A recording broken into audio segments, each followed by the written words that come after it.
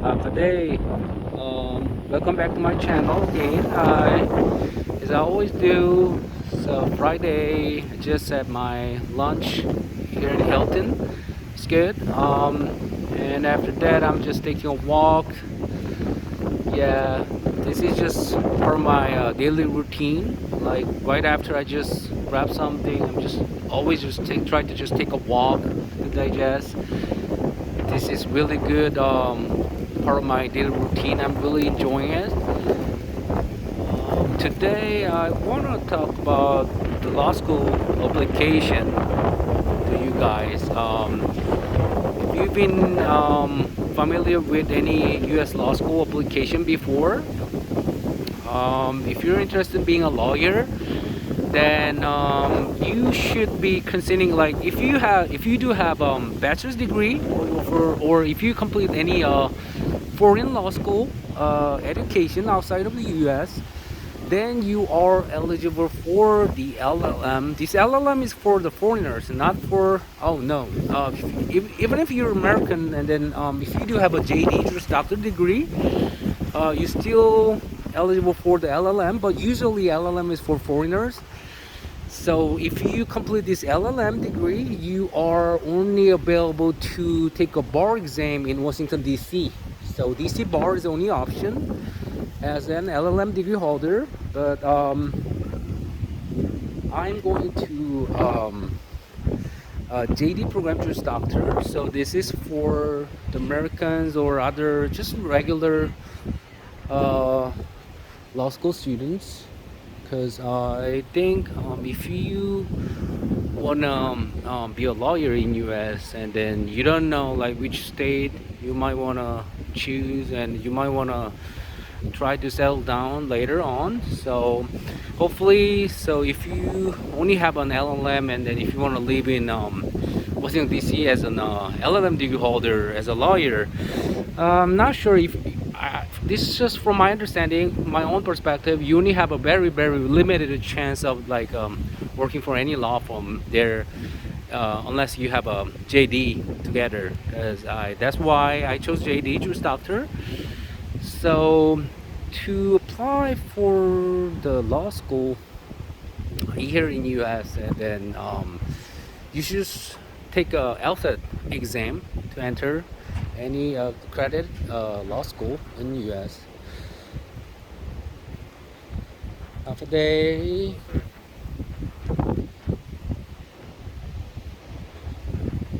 excuse me, just gonna go inside.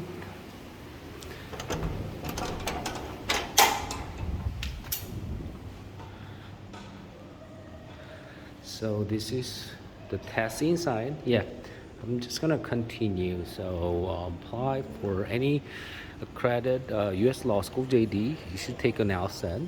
So this exam you should just consider. So after you take an LSAT, so LSAT, the perfect score is 180. If you do have over 168, that's the very decent score. I'm not sure, but still very competitive score to get into any top 14. Top 14 is the top, still top 14 law school in US. So you have a better chance to get hired in really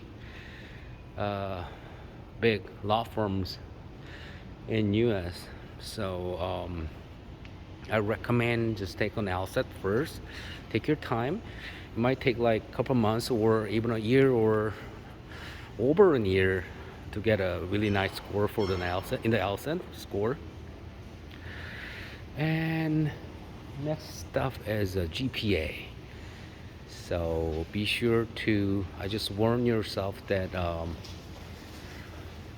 only GPA from your first bachelor's degree is gonna be presumed to be part of your law school application GPA. So let's say you have a really bad GPA from your undergrad, and then if you're just considering just pursuing a master's, a PhD, or I don't know, master's in education, master's in science, whatever, they're not gonna be helpful at all because uh, as I already clarified that only first bachelor's GPA in your transcript is gonna be presumed to be part of your GPA for law school. So this is LSEC GPA. So be sure to just do not waste your time to boost up your GPA just by just going to the first degree like a PhD, master's in science, master's in arts, I don't know, whatever that is. I do not recommend. So if you have a really low GPA, this is a little problematic because there's no way you can boost up your GPA once you just graduate from your university first bachelor degree. Then you should just consider just retaking on LSAT to boost up your LSAT score. So from my understanding, the LSAT score is gonna be trumping, it's gonna be acing any other factors in law school application because that's the most prominent factor of your law school application. So if you have like roughly, this is just my own perspective, but like let's say you have a 175 LSAT score and like a 2.8 super low GPA, and you do have a 155 LSAT, and simply you earned a 4.0 GPA from your undergrad because you're a very diligent student. No, it's not even comparable. You are not, you don't want to compare the 174, 176 LSAT score to 155, 158, even like 163 LSAT score. So LSAT score, that's the most prominent factor in your law school application. So you should be warning yourself that you really want to take your time and take all your effort to get a really nice score in LSAT. You know what I'm saying? So after that, you might want to have some experience like internships, like externships, or any other extracurricular activities. But this is very soft factor, so it's not gonna be even competing with GPA or LSAT score. So I do not recommend take part of your time too much about these because I do know that law school application in the US is all about the number games. So whatever your score is, you just have to consider LSAT first. 168 over 168, you still have a decent score, decent chance to get into top 14 school. Below 166, 7, I don't know. If you have a bachelor's degree from like still competitive decent university and you have a like 3.7 high GPA from your first bachelor's degree, then you still have a decent chance to get into, but I don't know. So you should always consider taking a really good LSAT score first. What else? And you should apply as early as possible because all the law school admission committee, they consider like earlier applicants first. So it's like a first come first serve basis. I'm not sure if this rules apply to every law school in the US, but as far as I know. So next step is if you do have a really nice decent GPA, LSAT score, and then you do have still pretty competitive internships, and you just finished up writing a personal statement, then you should just think about what school, what type of school, like private school or just public school. I currently go to a public law school in US. I'm gonna clarify later about my law school experience. But if you go to a public law school and then if you're a resident, being a resident in law school application means you are either U.S. citizen or permanent resident, and then you did live in that state probably at least a year, um, and then if you over 24 years old, um, the financial record of your parents is not gonna be considered as part of your application for the FAFSA. So don't worry. Then if you over 24 years old and then if you did live in that state for a year, I think you're already a resident in that state to presume to be a say resident in that law school. I know that some law school they prefer um, in-state resident applicant to the out-of-state applicant. So I'm sure that you should double check with the website of the law school that you want to apply for. So one good advantage, there's always a pros and cons for everything, every choice that you made in your life. But be sure to remember that if you're considering about the tuition, the perspective, like if you deserve to this university, I mean this law school, and then you're gonna get a decent amount of income after you just graduate, and so that you can just pay off your debt or something like that, then I think, for my own personal opinion, so no thanks for any offensive comments or attacks about my own perspective, no thank you. But from my understanding, from my own experience and perspective, I strongly recommend just attending public law school if you are interested in working for any law firms or as a prosecutors or even judge in that state after you graduate from that public law school.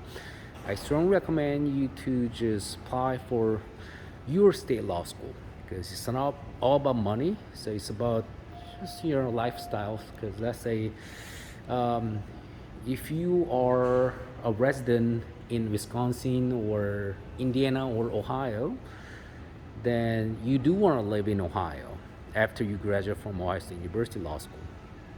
There's no need that you should apply for the UPenn Law School. UPenn is good, but let's take some other example. There's no need that you apply for University of Texas Austin Law School, and just only because the UT Austin Law School has a better reputation and a higher ranking than the Ohio State University Law School, and then you just come back to Ohio to live in Ohio as an attorney. So from my understanding, like I said, no offense, but this is wasting your energy, time, money, all the effort that you already put to move to the Texas Austin all the way from Ohio and just coming back to Ohio again, packing again. So this is such a wasting your time and energy. So I recommend you just to consider your state public law school. So if you're resident in Indiana, so maybe a University of Indiana State Law School is going to be a good option because it's cheaper, and then you're going to live in Indiana in the first place after you just graduate from law school and pass the bar exam. You know what I'm saying? So that's the one option. So that's the one perspective of just considering your which would be a good option between the private law school and public law school. So that was my comment. What else? Scholarship. So this is one of the really prominent factor that should be considered before you apply for the law school. Because if you do have a really high LSAT score, and then there's a need-based scholarship, merit-based. Need-based means you need the money. Financially, you're experiencing financial hardship, difficulties. So you technically gonna need the money to attend that school. That's gonna be a need based, but the merit base is you're a good student with a good credential like high GPA, high LSS score. So you wanna go to your state schools or private school, and then they're gonna give you they're gonna let you pay like lesser amount of tuitions, or give you just simply free ride. You pay nothing, or they may pay you your living expenses to attend that university. I mean, like state law school or private law school. So this is a merit-based scholarships. So about like your GPA and your LSAT score. So that's why I constantly talking about your LSAT score, because if you do have like 177 LSAT score, so I'm pretty sure that you mean simply every single law school that you're applying for, they might give you all the scholarships. And then if you receive a scholarship from one university, then you can leverage that chance, like contact the other university that has not offered your scholarship yet, and then show them like, hey, this is a proof of my scholarship from some other like really good law school. Would you give me the same amount or more amount of tuition as my merit-based scholarships? And then, yeah, makes sense. Yeah, they will give you more money, or even at least the same amount of tuition money. So this is good. So that's why I constantly talk about the asset score as one of the top priority, most prominent factor in this number game industry if you're applying for law school. Yeah. And so after you get admitted to your dream school, then you should think about just paying your living expenses and moving to that state, or if you're going to your current school from your undergrad for law school, it's good. You don't have to, no need to just pack yourself, and no need to move, all the hassle. No, so it's really good idea too. So if you go to law school, there are 3 years program. Usually 1L is the toughest time during your 3-year program, JD. In 1L, you are learning civil procedure, criminal law, and your first year writing component courses, and torts. What else? Criminal law, civil, torts. I forgot because I'm a 3L. I can't believe I just forgot everything. Yeah. Anyway, 1L classes, they're tough because they're constant cold calling. Cold calling means the professors in your class, they think you're already ready before you just come to your class. You did all readings, and then case briefings, and then you understand the rules and everything. So they're gonna ask you a bunch of questions. So when I was in 1L class, I was statistically I was called like twice in one semester per class. That was my experience. So let's say civil pro, there's a 2 or 3 cold calling, but it was good if you're ready. Yeah, it's nice. Anyway, what else? 2L, 3L is like relatively easier because you're not repeating your 1L classes. Those fundamental law during your 1L year, they're already done, but you have to study them again to pass the bar exam after you finish your all 3L later. Um, there's a bar exam classes like uh, I'm not sure if I'm allowed to mention these commercial bar exam preparation kits, but if you Google it, you will see. Uh, and what else? Yeah, I think that's simply all about my presentation from my own experience. Um, yeah, like overall, if I'm just questioning myself, was your all 3 year experience during your law school JD program, was it worth it or no? I would say yes.